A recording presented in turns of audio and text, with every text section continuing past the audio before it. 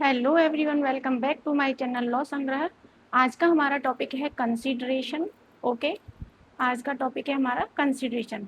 Indian contract act 1872, भारतीय संविदा अधिनियम 1872 में टॉपिक है कंसीडरेशन। अब तक हमने प्रपोजल कर लिया, इसके एसेंशियल एलिमेंट्स कर लिए, एक्सेप्टेंस कर लिया, इसके एसेंशियल एलिमेंट्स भी कर लिए। प्रॉमिस, जब एक्सेप्टेड प्रपोजल को हम प्रॉमिस कहते हैं, ये भी हमने समझ लिया। इस वाले फॉर्मूले को आप हमेशा याद रखना, पूरे कॉन्ट्रैक्ट में आपको इसी फॉर्मूले से सारी चीज़ें समझ में आने वाली हैं। अब हमने यहाँ तक कर लिया, उसके बाद से आ जाते हैं हम कंसीडरेशन पे। अब आज का जो हमारा टॉपिक है कंसीडरेशन, इससे रिलेटेड हम बात करेंगे कि कंसीडरेशन क्या है और इसके एसेंशियल एलिमेंट्स क्या हैं। और जब भी आप इस कंसीडरेशन को समझोगे या पढ़ोगे तो इसके साथ में आपको सेक्शन 25 पढ़ना मस्ट है। तभी आपको चीज़ें क्लियर होंगी, तभी एक क्वेश्चन का आंसर आपका क्लियर होगा। ठीक है, तो कंसीडरेशन कहाँ डिफाइंड है? सेक्शन 2 के क्लॉज डी में, रेड विद, मतलब इसके साथ में आपको क्या पढ़ना है? सेक्शन 25। ओके, तो ये आप ध्यान रखना बहुत ज़रूरी है।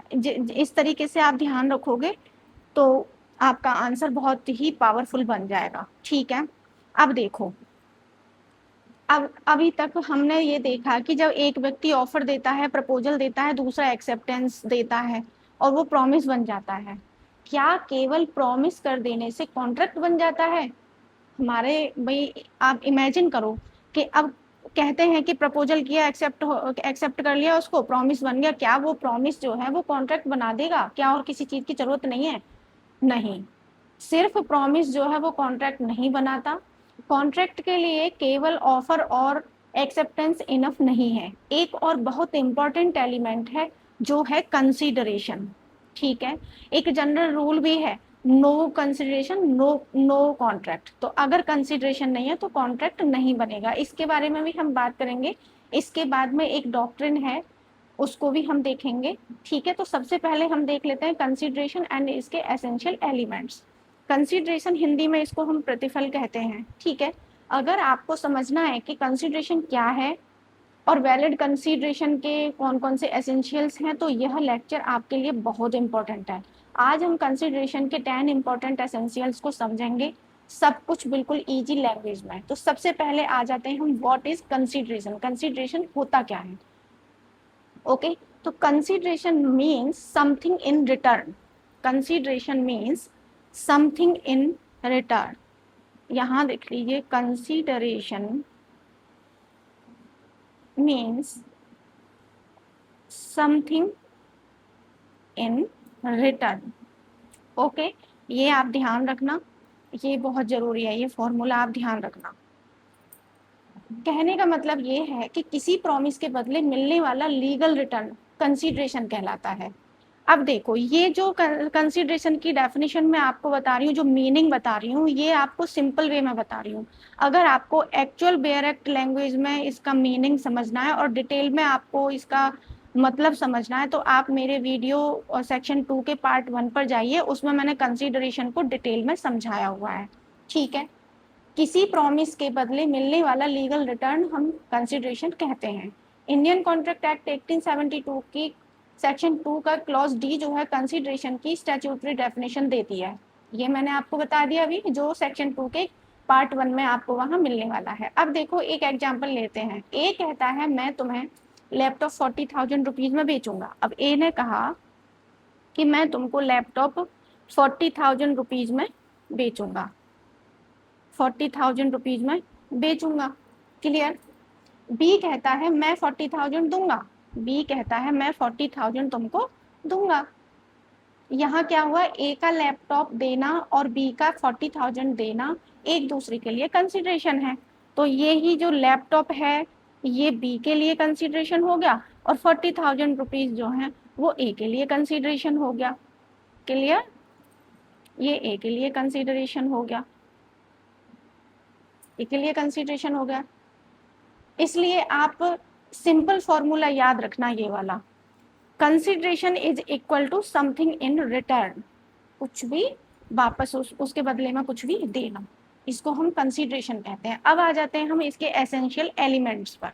तो सबसे पहला जो एसेंशियल है वो है at the desire of promisor, ये बहुत इंपॉर्टेंट है।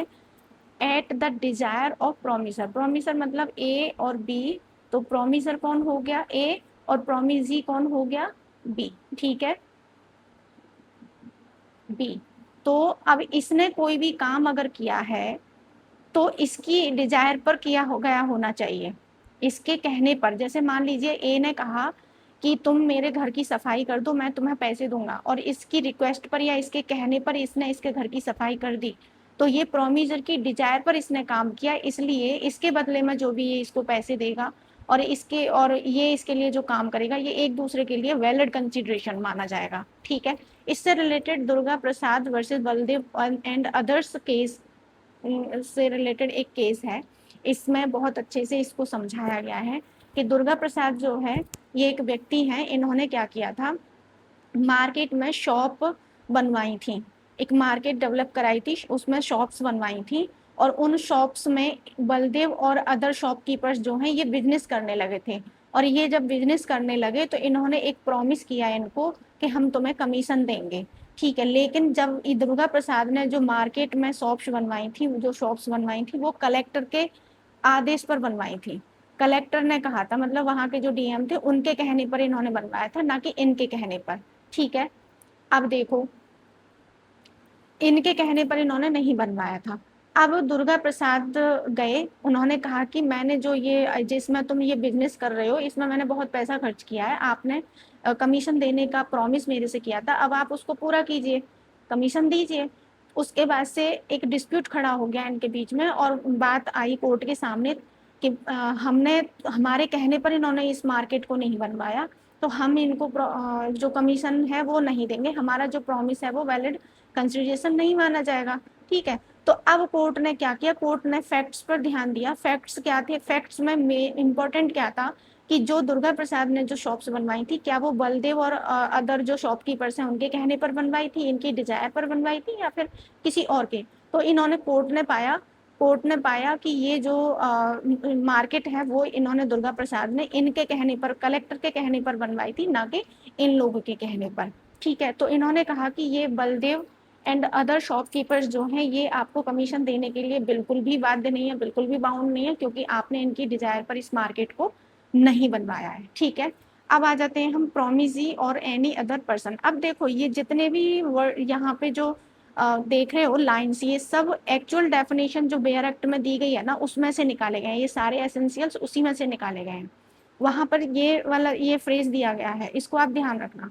दूसरा निकालो उसमें से प्रोमिसी और एनी अदर पर्सन, वहां कहा है कि जो कंसिडरेशन है ना ए और बी, अब जैसे ए ने लैपटॉप दिया बी को, अब बी को देने हैं कितने रुपए, उसको 10,000 रुपीज मान लीजिए देने हैं, तो ये बी जो है बी के बदले सी भी इसको ये 10,000 रुपीज दे सकता है। बस यहाँ पर यही क्लियर, यही कहा गया है कि प्रोमिजी और एनी अदर पर्सन, तो कंसिडरेशन जो है वो बी के अलावा सी डी ई जो भी हो वो भी इसको दे सकता है कंसिडरेशन इसके बदले में, जरूरी नहीं है कि प्रोमिजी ही उसको दे, जबकि इंग्लिश लॉ में सिर्फ प्रोमिजी ही दे सकता है, वहाँ एनी अदर पर्सन का कोई कॉन्सेप्ट नहीं है। इससे related Chinnaiah versus Ramaiah case है, इसमें कहा गया कि भाई इस केस में कोर्ट ने माना कि इंडियन लॉ में कंसिडरेशन प्रोमिसी और एनी अदर पर्सन से मूव कर सकता है। इस केस में ये क्लियर कर दिया था कि इंडियन लॉ में ऐसा हो सकता है कि वो प्रोमिसी के अलावा एनी अदर पर्सन भी उस कंसिडरेशन को वो दे सकता है। ये एक इम्पॉर्टेंट डिस्टिंक्शन है इंग्लिश लॉ के लॉ से, ठीक है। नेक्स्ट आ जाता है हमारा पास्ट, प्रेजेंट और फ्यूचर। ये टाइप्स ऑफ कंसिडरेशन क्वेश्चन भी बन सकता है, टाइप्स ऑफ कंसिडरेशन, ठीक है।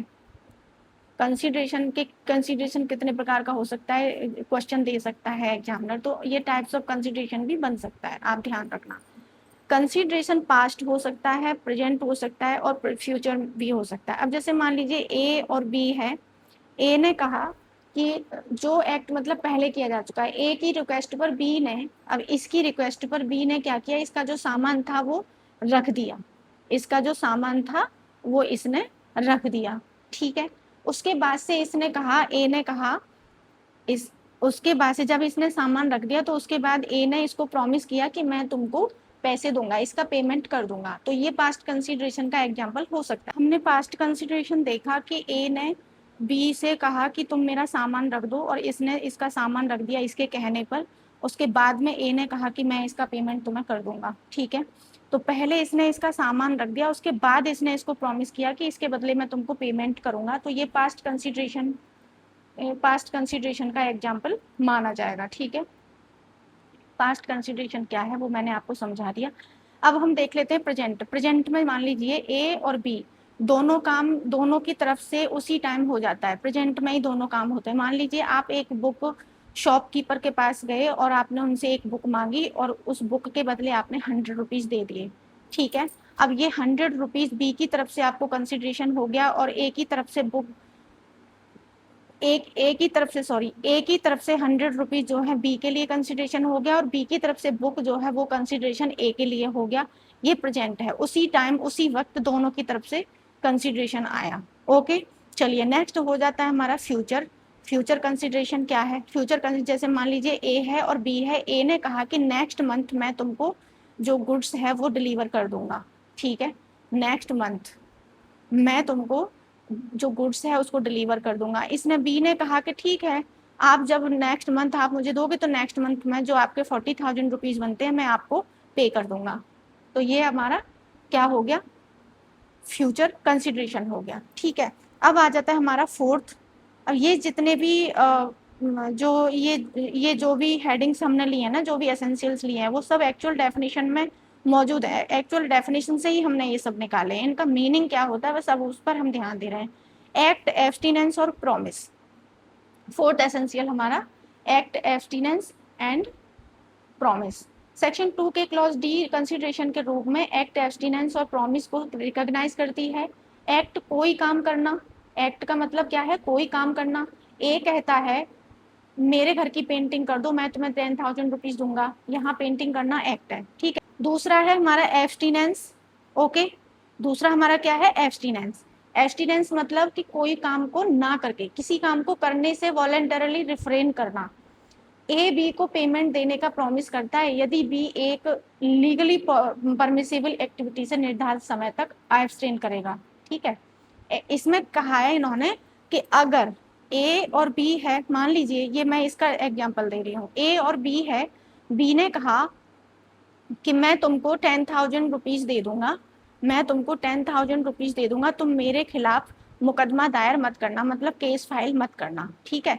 तो यहाँ पर केस फाइल ना करके, इस यहाँ पर इसने केस फाइल ना करके उस बात को माना।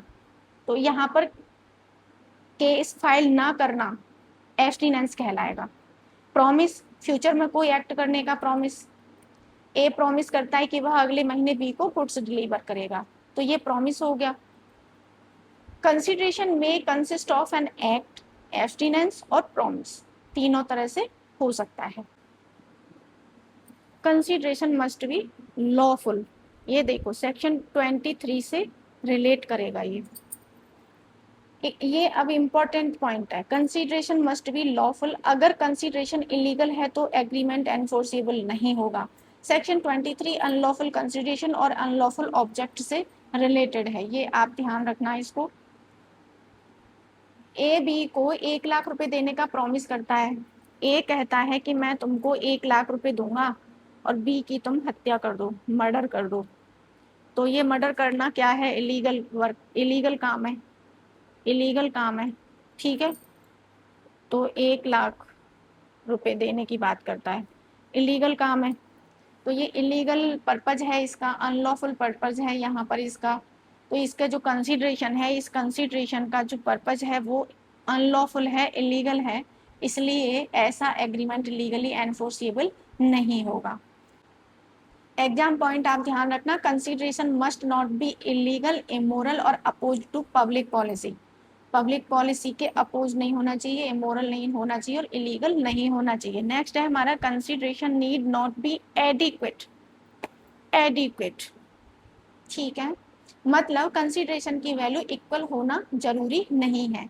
मान लीजिए ए के पास एक वॉच है, ए के पास एक वॉच है जिसकी कीमत 1 लाख रुपीज़ है, जिसकी कीमत 1 लाख रुपीज़ है, ठीक है, और वो बी को दे देता है ओनली 10,000 रुपीज़ में, ओनली 10,000 रुपीज़ में वो बी को दे देता है। तो इन्होंने कहा है कि ये कंसीडरेशन इनवैलिड सिर्फ इसलिए नहीं हो जाएगा क्योंकि ये 1 लाख रुपए की जगह सिर्फ 10,000 रुपये दे रहा है, उसके बदले में ये 10,000 रुपये दे तो रहा है, ये तो इसकी इच्छा है। बस इसमें एक चीज़ देखनी होगी कि ये जो 10,000 रुपये में दे रहा है इस वॉच को, 1 लाख की वॉच को, क्या इसमें ये अपनी फ्री कंसेंट, इसकी कंसेंट जो है वो फ्री है या फिर किसी दबाव में दे रहा है। अगर ये किसी दबाव में दे रहा है तो वैलिड कंसिडरेशन नहीं होगा, और अगर ये फ्री कंसेंट के साथ अपनी वॉच को, 1 लाख रुपए की वॉच को 10,000 रुपीज़ में इसको बेच रहा है तो ये वैलिड कंसिडरेशन माना जाएगा। नेक्स्ट हमारा आ जाता है 8th, consideration must have legal value. Legal value, consideration में लीगली रिकॉग्नाइजेबल वैल्यू होनी चाहिए, सिर्फ फीलिंग्स, अफेक्शन या पर्सनल सेटिस्फेक्शन को नॉर्मली कंसिडरेशन नहीं माना जाता। ए कहता है मैं तुम्हें 10,000 रुपये दूंगा क्योंकि तुम मेरे बहुत अच्छे दोस्त हो, ठीक है, या फिर तुम मुझे बहुत अच्छे लगते हो इसलिए मैं तुम्हें 10,000 रुपीज दूंगा। तो ये स्टेटमेंट अपने आप में कॉन्ट्रेक्चुअल कंसिडरेशन नहीं बना। अगर आपको यह एक्सप्लेनेशन यूजफुल लगी हो तो वीडियो को लाइक करें, अपने लॉ स्टूडेंट्स फ्रेंड्स के साथ शेयर करें और लॉ संग्रह चैनल को सब्सक्राइब करना ना भूलें। मिलते हैं नेक्स्ट वीडियो में। Thank you for watching.